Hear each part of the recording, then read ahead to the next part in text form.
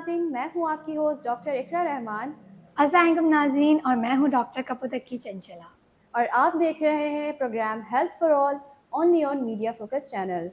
उम्मीद है आप सब खैरियत से होंगे और हमारे प्रोग्राम से हमेशा कोई ना कोई नई बात ज़रूर सीखते होंगे। जैसे कि आप सब जानते हैं, मौरूसी और दायमी बीमारियों के बारे में तो हम अक्सर बात करते ही रहते हैं और उनके इलाज के हवाले से हेल्थ एक्सपर्ट से भी एडवाइस लेते रहते हैं। लेकिन अब से हम अपने शो में वबाई अमराज, उनसे बचाव के तौर तरीके, जदीद साइंस एंड टेक्नोलॉजी और उसके इलाज के बारे में भी बात किया करेंगे। तो आज हम जिस टॉपिक पे बात करने वाले हैं वो है हमारे मुल्क के कुछ हिस्सों में काफ़ी तेज़ी से फैलता हुआ एक मर्ज जो कि है आई फ्लू। डॉक्टर कपूर, आपने देखा होगा ये आई फ्लू आजकल बहुत कॉमन हो रहा है। इसके कई मुख्तलिफ नाम भी हैं, कुछ हर कोई अपने अलग नाम से इसको बुला रहा जी, होता जी, है। बिल्कुल ऐसा ही है। मैंने अपने हॉस्पिटल में भी बहुत सारे केसेस देखे जी हैं आई फ्लू के। कोई इसको पिंक आई कहता है, कोई आई इन्फेक्शन कहता है। हर इंसान अलग-अलग नाम से जानता है। तो बेसिकली जो कराची में आजकल फैला हुआ है दैट इज़ वायरल कंजक्टिवाइटिस, जो कि एक वायरस से होता है। लेकिन जैसे कि आप जानते हैं इसके बहुत सारे अक़साम होते हैं। आई फ्लू बैक्टीरियल भी हो सकता है, वायरल भी हो सकता है, एलर्जी भी हो सकता है, टॉक्सिक भी हो सकता है, फंगल हो सकता है। तो जो वायरल होता है उसके अंदर ये है कि वो वायरस से होता है। अभी करंटली हमारे यहाँ आजकल जो फैले हुए कराची की अगर ख़ास तौर पे बात करें, जिसके केसेस काफ़ी रिपोर्ट हो रहे हैं आजकल, और हर दूसरा तीसरा बंदा आजकल आपको काले बड़े बड़े ग्लासेस पहना हुआ नज़र आएगा, जिससे कि आपको पता चल जाएगा कि ये आई फ्लू का मरीज़ हमारे सामने से गुजर रहा है। तो ये तकरीबन जो है मोस्टली जो केसेस हमारे पास रिपोर्ट हो रहे हैं वो वायरल जी, बिल्कुल कंजक्टिवाइटिस के ही वायरल हैं। के हो रहे हैं। और इस एडिनो वायरस बेसिकली एक अच्छा। वायरस है जो करवा रहा है। और ये बहुत, क्योंकि वायरल कंजक्टिवाइटिस जो होता है वो बहुत ईज़िली फैल जाता है, कम्युनिकेबल डिज़ीज़ है, एक से दूसरे को लग सकता है। लेकिन यहाँ पर बहुत लोगों की ये मिथ है कि एक किसी की आँखों में देखने से आपको वायरल कंजक्टिवाइटिस हो ओह जाता है। My God! नहीं, ऐसा बिल्कुल भी ऐसा नहीं नहीं है, है। ऐसा बिल्कुल भी नहीं है। लोग काला चश्मा पहनते हैं, इट्स गुड, सनलाइट से आपको प्रोटेक्शन मिलती बिल्कुल। है, यूवी रेडिएशन से आपकी जी। आँखें बच जाती है, डस्ट नहीं जा हाँ, पाता, इट्स फाइन। लेकिन इसका ये जो है ये ड्रॉपलेट क्या नाम है, इन्फेक्शन है, हाँ, हाँ। इन्फेक्शन है कि ड्रॉपलेट के ज़रिए फैलता है। एग्ज़ैक्टली। अगर आपके आँसू या आप खाँसी हो रही है, आप छींक रहे हो या आपको कोई भी लाइक स्नीज़िंग हो रही है, तो इन सब तरीके से ये चीज़ें फैलती हैं। और सबसे इम्पोर्टेंट है hand wash. Hand washing, hygiene का सबसे ज़्यादा ख़्याल रखना चाहिए।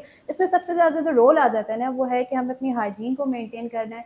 सफाई वैसे ही निस्फ़ ईमान है, मुसलमानों के लिए हम पे तो फ़र्ज़ है सफाई का ख़्याल रखना। तो ऑब्वियसली जब हम सफाई का ख़्याल रखेंगे, गंदगी से बचेंगे, तो ऑब्वियसली ये सिर्फ़ आई फ्लू ही नहीं और भी बहुत सारी दूसरी बीमारियों से बच सकते हैं।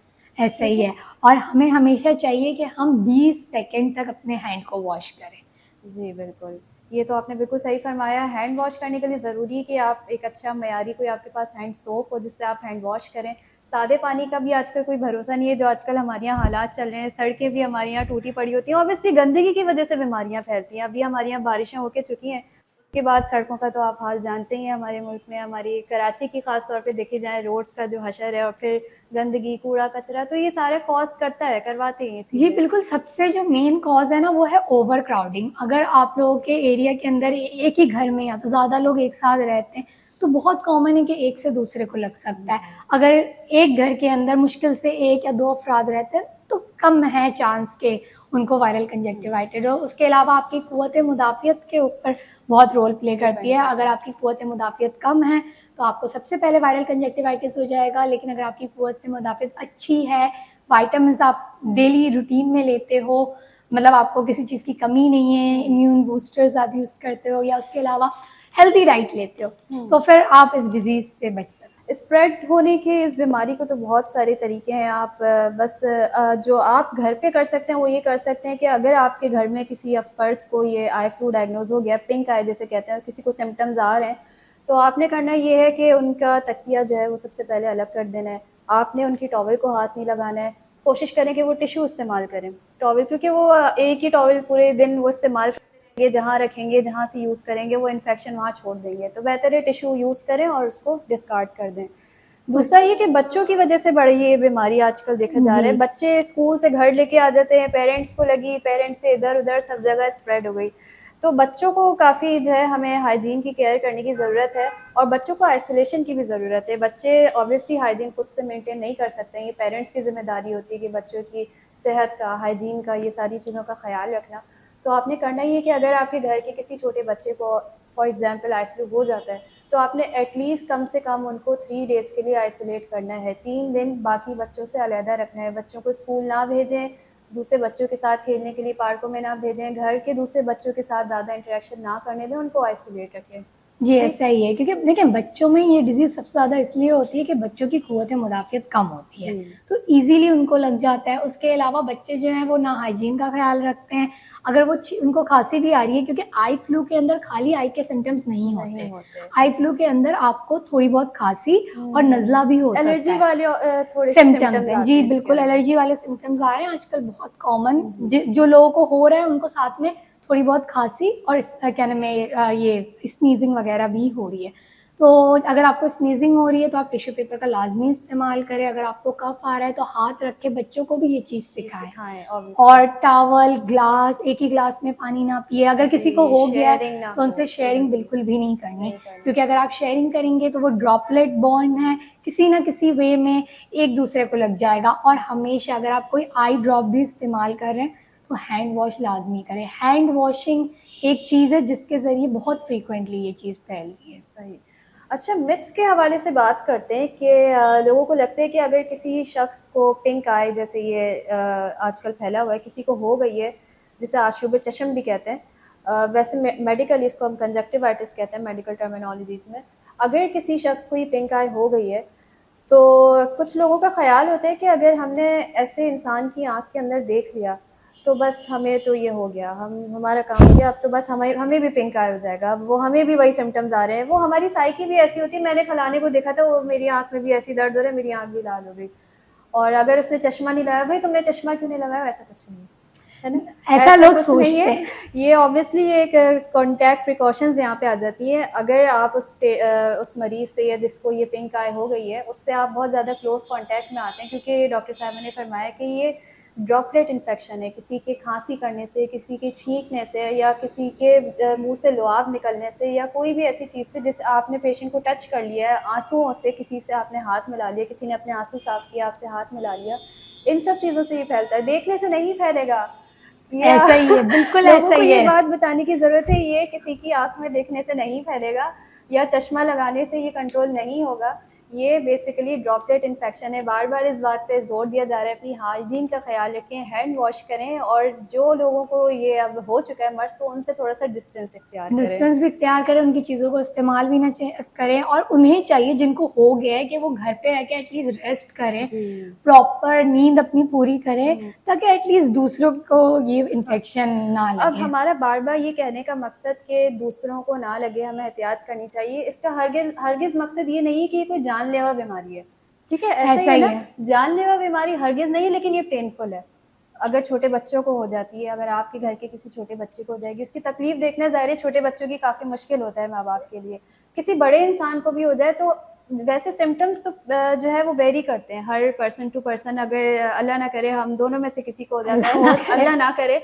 अच्छा, हमने काफ़ी सारी चीज़ें डिस्कस की कि ये किस तरीके से इसका स्प्रेड का जो जी। रूट है, ये किस तरीके से हो रहा है। हम थोड़ी-सी सिम्पटम्स के ऊपर बात करते हैं कि आपको पता कैसे लगेगा? नाज़रीन को, देखने वालों को हमें बताना चाहिए, वरना हर शख्स ये सोचने लगे कि मुझे तो आई फ्लू हो गया है। अगर किसी ने आँख रगड़ ली, लाल हो गई, भई तुम्हें तो आई फ्लू हो गया। नहीं, ऐसा नहीं। नहीं है, इसके कुछ साइन एंड सिम्पटम्स हैं जिस पे हम बात जी, करते हैं। इसके चंद अलामात हैं। सबसे पहले रेडनेस, आँखें लाल होने लगती है, यस। आँखों में जलन सी मचने लगती है।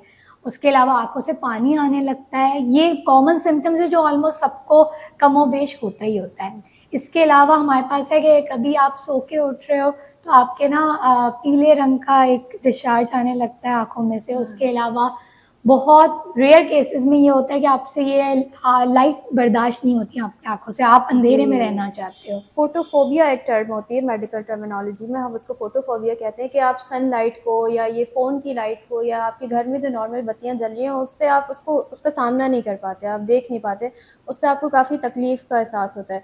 तो ऐसे मरीज़ों के लिए जो इस मर्ज़ से इस वक्त गुजर रहे हैं, तो उनके लिए ये एडवाइस है कि फ़ोन वगैरह का इस्तेमाल कम करें, अपना स्क्रीन टाइम कम करें, सूरज की रोशनी में निकलने से थोड़ा गुरेज करें, अपने घर में लाइट्स थोड़ी सी कम जला के रखें, गैर ज़रूरी तौर पे बाहर ना निकलें और आइसिंग करें। जी, आइसिंग का मुझे आइसिंग लगता है बहुत इसके अंदर रोल इम्पोर्टेंट है, है। क्योंकि आपके पेन के जो सिम्पटम्स हैं ना उसको थोड़ा-सा वो मिनिमाइज़ करती है। ऑब्वियसली ख़त्म तो नहीं कर सकती है उसको आइसिंग। हाँ, आइसिंग का बहुत एक अच्छा रोल है। आप कोल्ड वाटर से अपने आइस को जी, वॉश कर सकते हाँ, हैं। उसके अलावा अगर जो लोग चाहते हैं अब वो सलाइन वाटर से भी वॉश कर सकते हैं। तो ये अच्छा, सारी चीज़ें जो होती है ना वो कमोबेश कम करते हैं। उसके अलावा टियर ड्रॉप्स मिलते हैं बाज़ार के अंदर ओवर द काउंटर। तो आंसू के कतरे होते हैं, वो डालने से ये होता है कि ड्राइनेस हो जाती है कंजक्टिवाइटिस के अंदर। तो वो ड्राइनेस को ख़त्म करती है और ऑटोमेटिकली आपके सिम्पटम जो है वो इम्प्रूव होते हैं।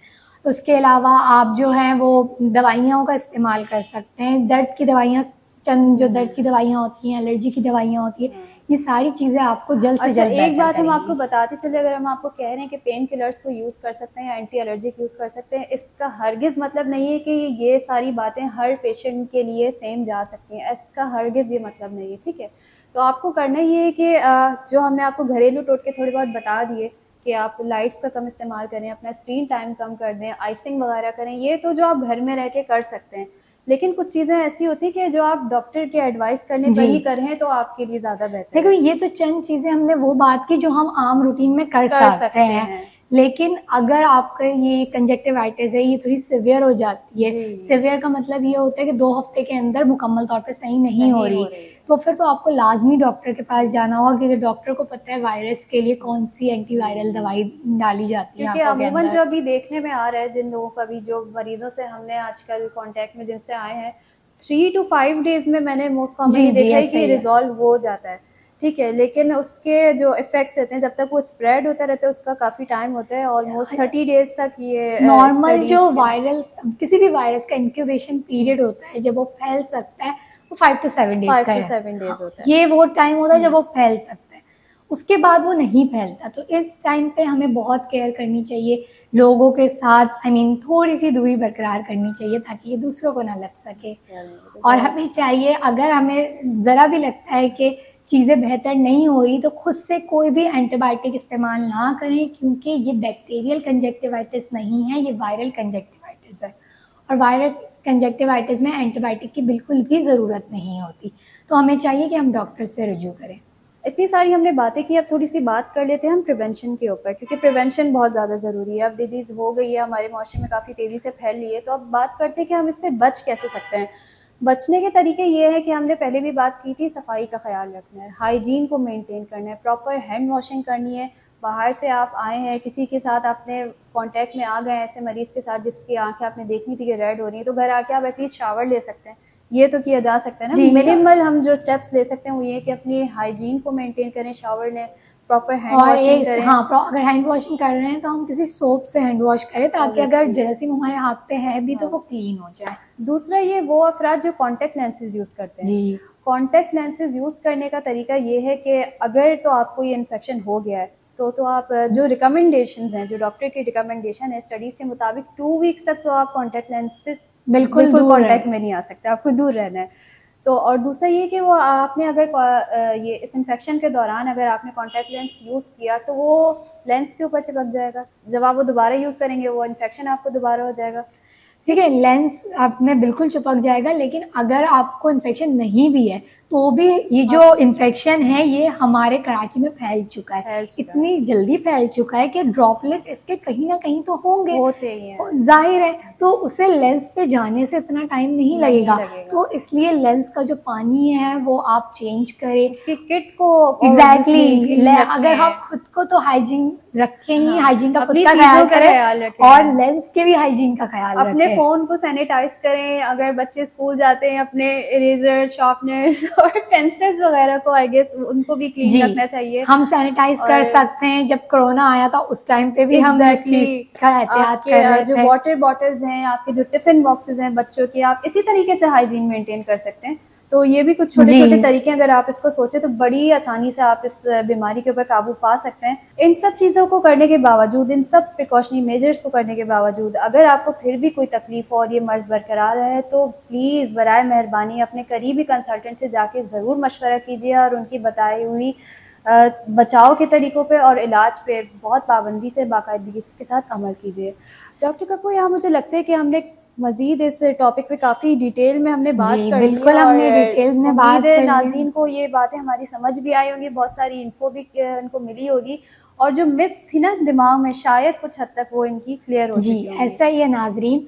उम्मीद करती हूँ कि मीडिया फ़ोकस की तरफ से हमारा ये पहला शो हेल्थ फॉर ऑल का आपको पसंद आया होगा और आपके वायरल कंजक्टिवाइटिस से रिलेटेड जितनी भी आपके सवालात थे वो मुकम्मल तौर पे हल हो गए होंगे।